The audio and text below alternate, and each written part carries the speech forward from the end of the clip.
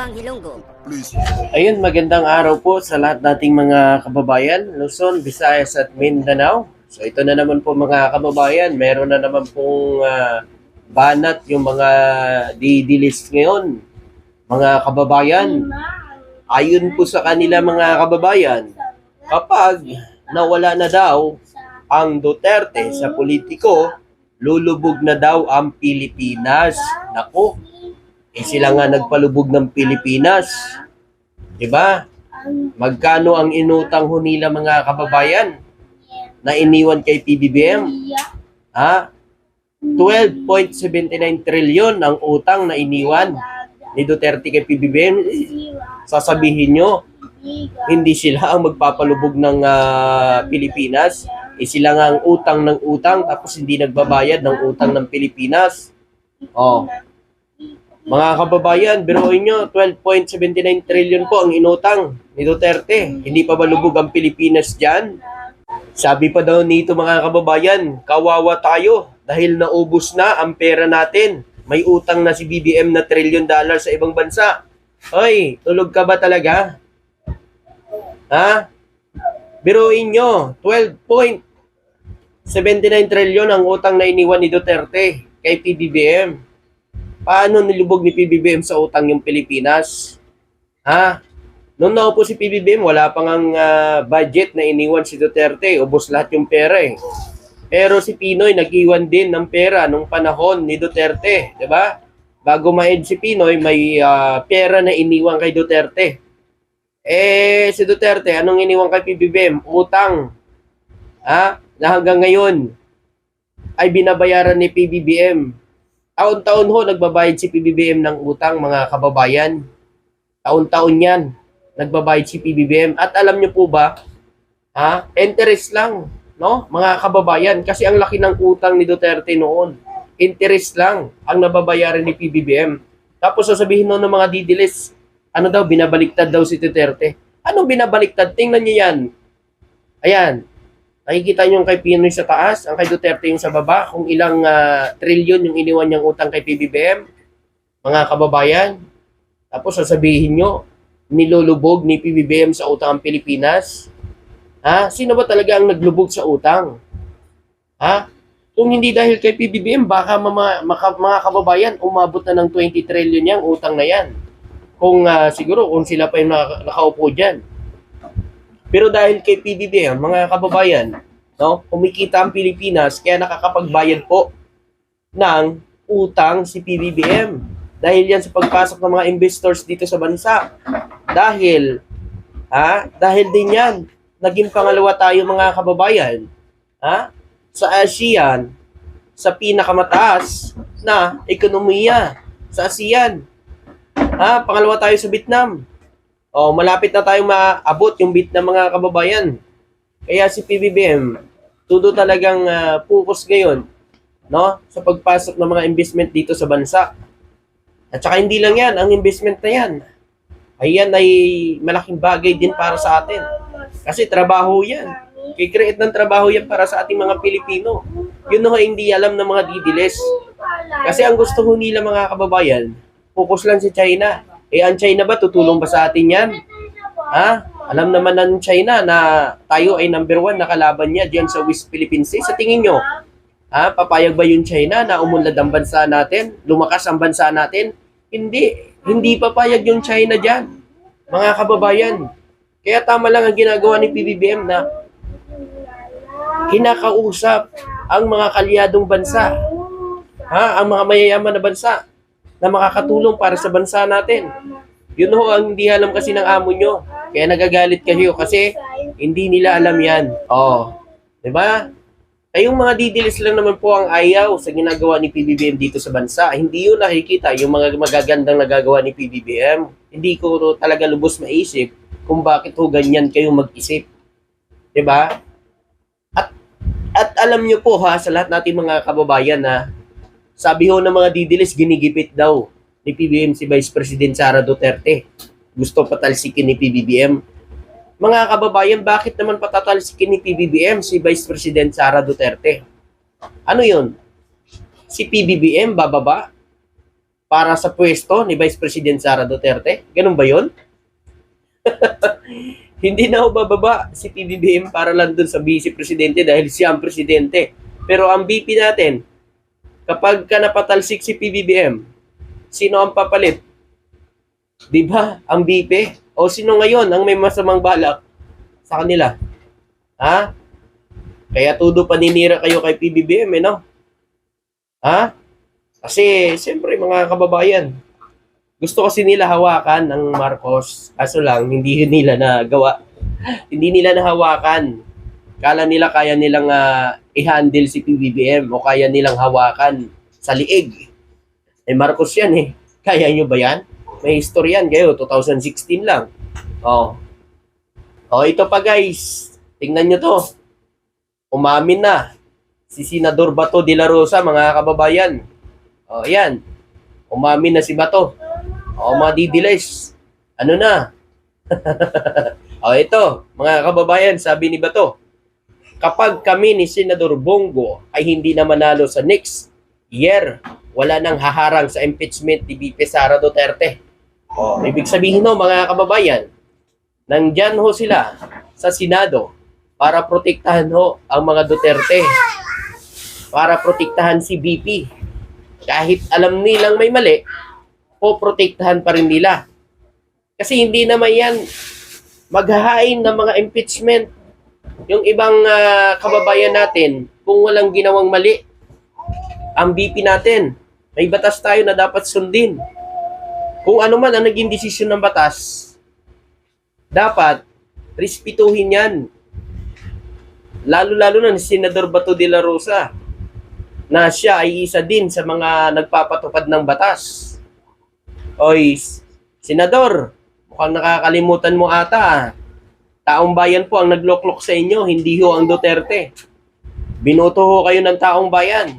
Hindi ho para sa isang tao lang o kay Duterte. Nandyan ho kayo para maglingkod sa bayan.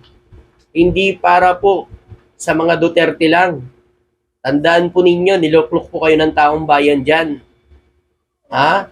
O, yan na po mga kababayan, nagsisilabasan na, di ba? Na tumakbo talaga yan si Senador Bongo at saka si Senador Bato para lang sa mga Duterte. O, hindi para sa taong bayan. O, dyan pala mag-isip na kayo.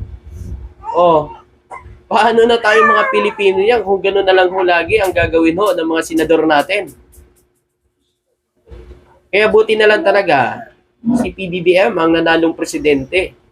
Ngayon naman mga kababayan, meron din nagko-komento sa akin, wala daw utang na loob si PBBM. Naku po mga kababayan, kung utang na loob lang ho tumakbo si PBBM, naku, kawawa tayong mga Pilipino. Hindi ho tumakbo si PBBM para lang sa utang na loob, para ho sa mga Pilipino. Ang mali ay mali, ang tama ay tama. Mga kababayan, ginawa nila yan eh. Kung wala silang kasalanan, may bataso na mag-uusig dyan. May bataso na magdesisyon dyan sa korte. Kung wala talaga silang kasalanan, eh di, wala akong problema. Pero kung may kasalanan sila, panagutan nila. Yun lang yan. So, di nila yung batas. Hindi na kung ano-ano pa sasabihin. Walang utang na loob, walang utang na loob.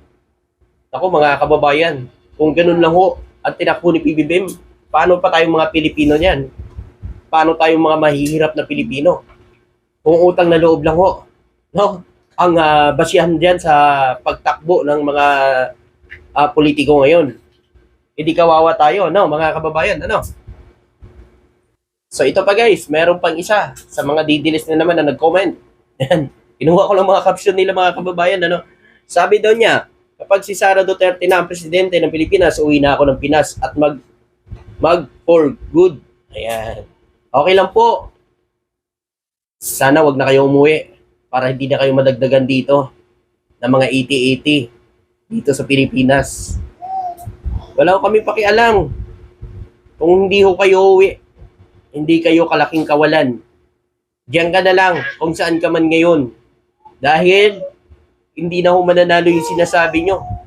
Kayo na lang ho ang naniniwala dyan. Kayo na lang ho ang nauuto ng mga yan. Kaliwat kanan ho ang kaso nila ngayon. Doon pala mag-isip na kayo. Pero hindi ho Hindi nyo po yan nakikita kasi ang nakikita nyo, ang paninira na ginagawa nila kay PBBM. Ang pagmumura nila kay PBBM at pag-alipustangan sa mga pangalan ng Marcos, no? At kay PBBM. Oh, yun lang ang nakikita nyo. Tuwang-tuwa kayo kapag minumura nga eh. 'Di ba? Masaya kayo. Ngayon, sasabihin nyo ganyan, okay lang, walang problema. Diyan ka na lang kung saan ka man ngayon, madam. Manatili ka na lang. Please lang, huwag ka nang umuwi. Diyan ka na lang.